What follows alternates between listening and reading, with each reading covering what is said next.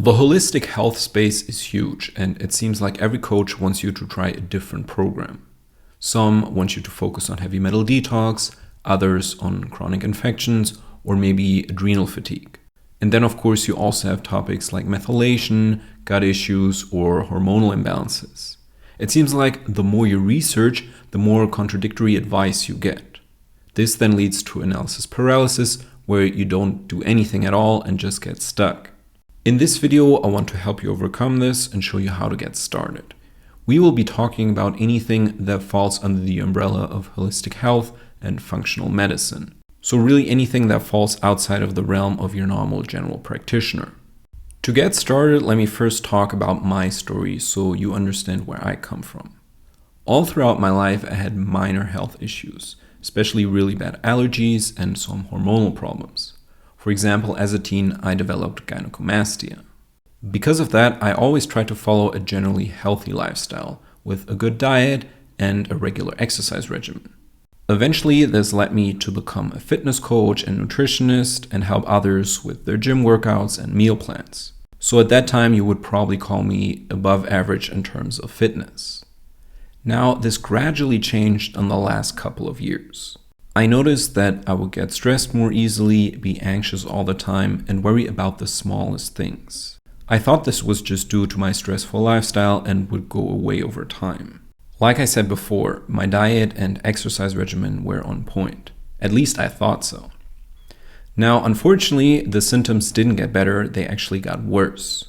At some point, I crashed both physically and mentally. My anxiety and brain fog got a lot worse, and I had to stop working and developed chronic fatigue syndrome. From one day to the next, I was basically forced to change my complete lifestyle because what I was doing obviously wasn't working. So I went to the doctor to get some help. He gave me something for my symptoms and had me do a complete checkup. So they tested my blood work, did a bunch of MRIs and CAT scans, and a lot of other tests that they thought they should do.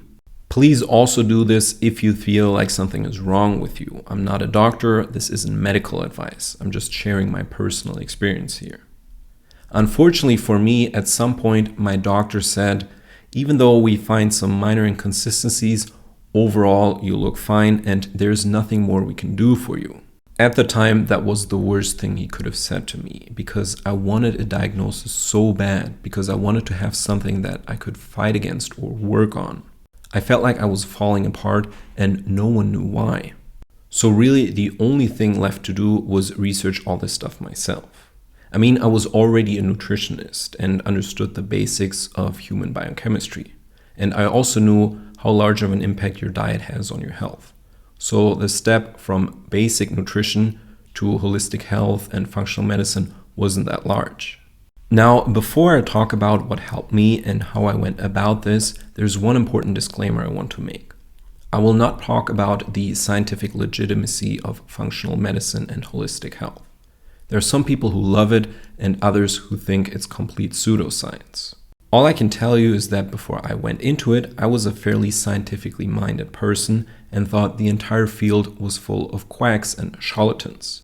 But like I said before, I was pretty much forced into it because I had no other options left. Today I can say that even though there are a lot of scams in that field out there and a lot of people trying to rip you off, the things that did help helped a lot. They worked very well and completely changed my life. That's basically why I'm sharing all this stuff with you. I want to record the video I wish I would have had when I was starting out, because there are so many topics and rabbit holes that it's impossible to understand all of them. Here's a list of the most common topics that you will encounter when getting into this. Adrenal fatigue, methylation, nutrient and electrolyte deficiencies, EMF, gut dysbiosis, heavy metal detox, parasites and chronic infections, and hormonal imbalances. If you then dig even deeper, you will encounter things like tissue calcification, copper toxicity, iron toxicity, and pyroluria, and amygdala retraining. There are countless other topics that could probably be on this list, and I'm sure you have one in your head right now, but that's just what I was able to come up with in 30 seconds. On top of that, each of these topics comes with different programs and approaches that specific coaches want you to follow. For example, in heavy metal detox, you have some people telling you to use only chlorella. Then you have others that say chelation therapy is the way to go.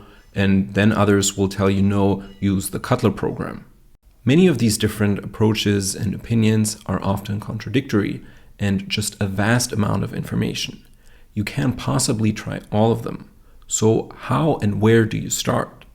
What really helped me was to understand what underlies most chronic conditions that holistic health is trying to fix. These could be conditions like chronic fatigue syndrome, chronic infections, brain fog, but also things like fibromyalgia or irritable bowel syndrome. Really, we're talking about anything where symptoms are vague, they can change over time, and they're very difficult to treat using standard medical protocols. That's why they're called syndromes, because they're hard to pin down and most doctors have a really hard time treating them. In my experience, and after years of really trying to get to the root of things, almost all of them come down to two things: improper nutrition and an overactive stress response. The reason I put so much emphasis on these two things is because our body is designed to run on nutrients. Micro and macronutrients, so vitamins, minerals, proteins, fats, and carbs, as well as amino acids and fatty acids. These are basically the building blocks of all organisms on Earth. Our bodies use these nutrients to create energy, neurotransmitters, and hormones, and just to ensure a balanced and healthy life. The two main factors that can upset this balance are one, stress, and this can be physical, emotional, or chemical stress, and two, nutrient deficiencies or excesses. Such imbalances will then show up in different ways and symptoms. In terms of energy production, on the one hand, you can have chronic fatigue or ADHD on the other. In terms of neurotransmitters, you could have depression on one hand or anxiety on the other. And an unbalanced immune response could show up as chronic infections or an autoimmune issue, for example. For each of these conditions and symptoms, you will find a program or coach out there. But the key to fixing them, at least in my opinion, is to not overly focus on the symptoms themselves, but to understand that they all share a common underlying factor. Now, obviously, I'm somewhat oversimplifying here, because your condition will probably be more complex. But what I'm trying to say is that you really want to start with only two things: a way to reduce your stress and a way to improve your nutrition. If you do that, in many cases, all the other things will solve themselves. For instance, the body can eliminate heavy metals by itself if it's strong enough and gets the necessary nutrient cofactors. Or chronic infections will disappear by themselves, or at least be kept in check when your immune response is strong enough to fight them off. One of the most common things I see people doing wrong in the holistic health space is that they're so caught up in a specific diagnosis that maybe their first practitioner gave them that they lose sight of the bigger picture.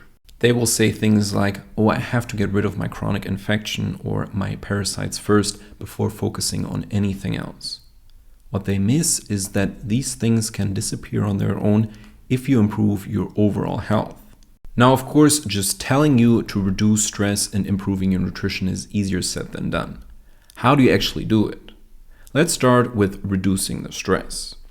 In general, and like I said before, stress can come in many forms. It could be physical stress from trauma, emotional stress from your thoughts and feelings, or chemical stress from toxins. Over time, these can add up, where your body eventually reaches a tipping point and it feels like a switch is flipped, and from one day to the next, you don't tolerate any stress anymore. Now, of course, you want to reduce all sources of stress. But from my experience, the most important thing is to calm down your nervous system so you stop the overly sensitive stress response in your body. Properly relaxing your nervous system really comes down to finding something calming, doing it every day, and getting good at it. It can really be anything from meditation to progressive muscle relaxation, from yoga to autogenic training. Find something that you like, that calms you down, and that you feel comfortable doing regularly. Just make it part of your daily routine. For very extreme cases, I recommend amygdala retraining, which is what I started with. I have a review of the Gupta program, which is one of the amygdala retraining programs available online that you can check out on my channel. Okay, after we talked about relaxing your nervous system and reducing stress, let's talk about nutrition. How do you improve it? This is obviously more complicated because everyone has a favorite diet, a favorite supplement, and favorite nutrients. In this video, I'm not going to recommend a specific diet. Instead, what I'm telling you to do is to get your nutrient levels tested correctly and then follow a diet and supplement regimen tailored to your profile. So many people and practitioners say their diet is best. It could be vegan, it could be paleo or carnivore. That's like saying size 10 shoes are best for everyone. No diet advice and no diet principle applies to everybody. The way to make progress with your diet is to know where you're at right now, so what imbalances and nutrient deficiencies you have, and then to work on fixing them, mostly with foods, but also with some supplements. I have videos on testing, laboratories, and balancing protocols on this channel. The approaches that I most often recommend are mineral balancing and the Walsh protocol. So definitely make sure to familiarize yourself with those if you're interested. Now, once you have your relaxation routine and your nutrition program in place, you can then start looking at other things.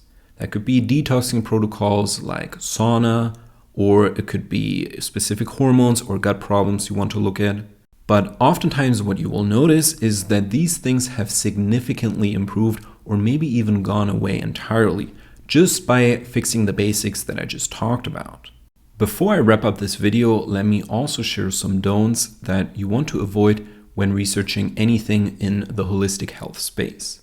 These are just general rules that have guided me well over the years, and they will help you stay away from scans and bad practitioners. Number 1 is don't follow one-size-fits-all protocols.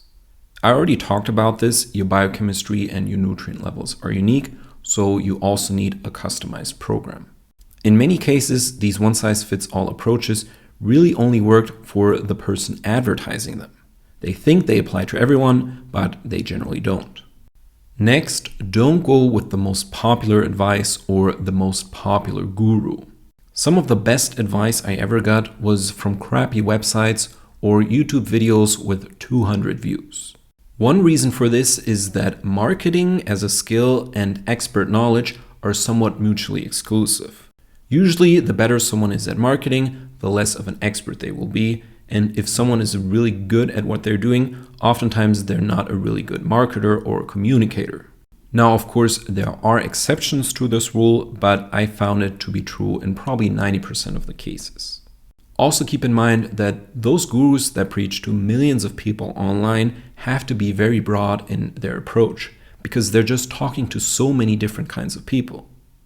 Also be skeptical of very extreme advice. The holistic health field is a breeding ground for neurotic behavior. So if someone tells you their approach is always right and you have to follow it to see results, that's a red flag. Ultimately, this stuff should add to your life and not dictate it. Third, you want to limit forums and don't excessively research every day.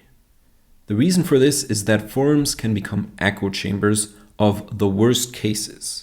And reading these horror scenarios can really add to your stress and make your symptoms worse. In terms of overall research, you definitely never want to stop researching because you want to keep learning throughout your life. But take regular breaks and let that information sink in, just so you can reflect and make sense of things.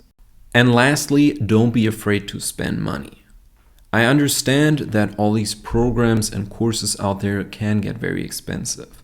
But keep in mind that this is your health, so it should be a top priority in your life.